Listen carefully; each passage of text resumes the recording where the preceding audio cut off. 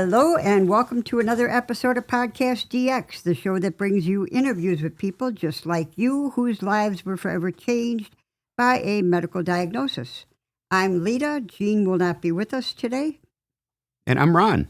Today's episode is a little different. We're taking a deep dive into a topic that keeps popping up in the news, in health articles, in conversations with listeners. And we might not understand it, and we'd like to try to cover the basics. Stem cells. What are they? Why are they important? And why does modern medicine talk about them like they're in the future? We'll break it all down in plain language and help you understand what is real, what is possible, and what is still science fiction. All right, let's start simple. What are stem cells? Think of stem cells as the body's original building block cells. They're the master builders. Unlike regular cells like skin cells or liver cells, stem cells can become many different types of cells. Right. They have two superpowers. One, they can make more of themselves, like replicate themselves. Mm-hmm. And two, they can turn into other types of cells. And that's what makes them so valuable. So they're like the body's repair crew. They renew, they rebuild, and they maintain tissues. Cool. So most cells retire after a certain point. Stem cells do not. They keep working behind the scenes your entire life. I didn't know that. Now you do. Now this part confuses a lot of people. There isn't just one kind of stem cell, right? That's exactly right, Lita. We actually have several types. Let's start by breaking them down without getting too technical. First is the embryonic stem cells, and these come from very early embryos and are the most flexible. They can become any cell type, but they're mostly used in research because they come with a lot of ethical and regulatory considerations. And then we have adult stem cells, which are in all of us right now.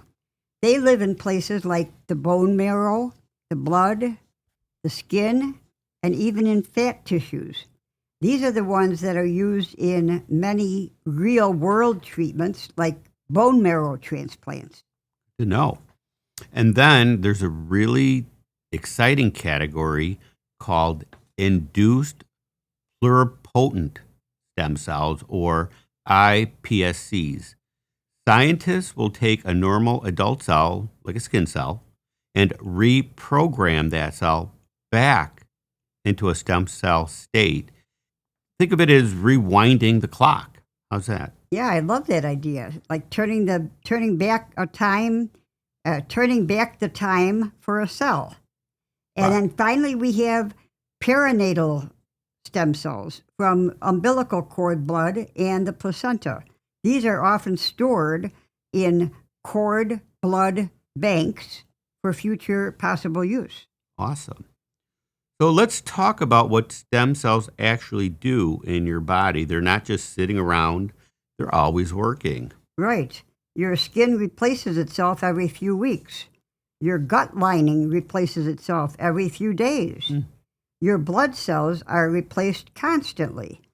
Stem cells are behind all of that maintenance, and when you get injured, they jump into action. They send out chemical messages, and the messages say, "We need help here," and they coordinate the repair process, sort of like a construction foreman. And even when you're not hurt, they're making tiny repairs all the time. As we age, our stem cells slow down, which is part of why healing can take longer. Okay, so let's get to the exciting stuff.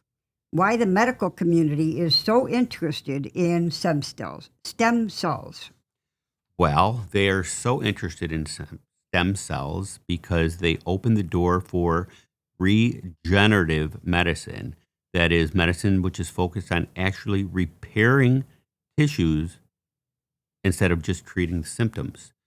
Okay. Like treating disease once thought impossible to fix. Oh, got it. So stem cells have already changed lives through bone marrow transplants, but research is looking at so much more, like Parkinson's treatment, diabetes, heart failure, spinal cord injuries. And we're not there yet, but for many of those treatments, but early results are promising. Imagine rebuilding cartilage in a knee or repairing heart tissue after a heart attack. Wait a minute, hold that thought. They just did that. They just did that with stem cells. It was in the news like a week ago. I will look for that article and I will post it with this episode. That is awesome. Repairing heart tissue after a heart attack. Yep. Okay. Stem cell, that's good to know. Stem cells have the potential to replace damaged cells with healthy ones. Well, that's the dream anyway. Mm-hmm. Instead of managing chronic diseases, we might actually reverse some of the damage. And this is a big one. Stem cells release chemicals that reduce inflammation. And inflammation is huge for conditions like arthritis, Crohn's disease, and autoimmune disorders. So the stem cell releasing the chemicals that reduces the inflammation, in turn, does a lot to combat a lot of these chronic diseases. Right. Sometimes it's not about replacing cells, but about quieting the inflammatory storm so that healing can occur. Yep. Because sometimes stem cells come from your own body. Treatments can be personalized, which lowers rejection risk and helps the body heal itself. Yeah, that's a big leap forward compared to one-size-fits-all medicine. We're just pinpointing it to a person by using a person's own cells. That is correct. Scientists can grow tiny organ models.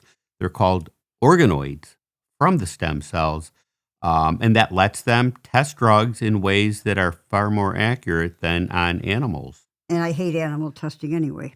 Right. And it also speeds up breakthroughs and helps research predict how a real human body might respond. We should also be honest about the limitations.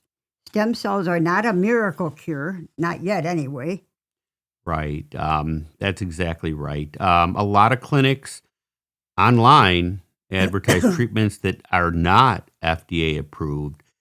Some like to exaggerate results or offer therapies that haven't been proven safe, and that's a big concern. Right. It bothers me that people can get away with that, but it's a free country. And so far, snake oil salesmen are out there. Exactly. So anyone that's interested in stem cell treatment, they need to work with legitimate medical centers, not overseas clinics promising the moon.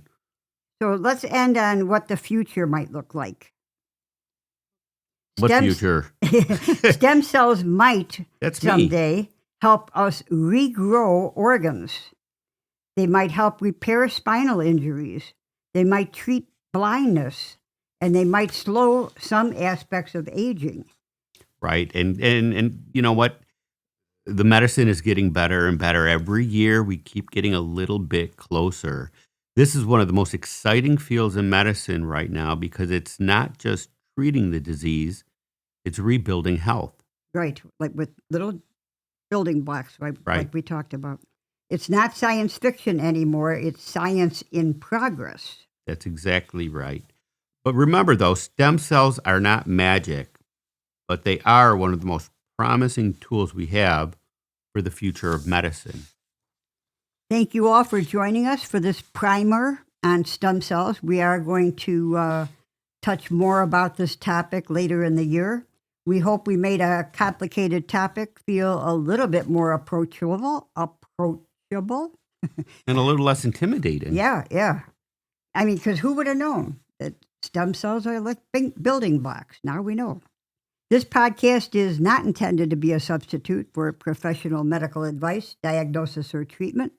Always seek the advice of your physician or other qualified healthcare provider with any questions you may have regarding a medical condition or treatment and before undertaking a new healthcare regime. Never disregard professional medical advice or delay in seeking it because of something you've heard on this podcast. Till next week.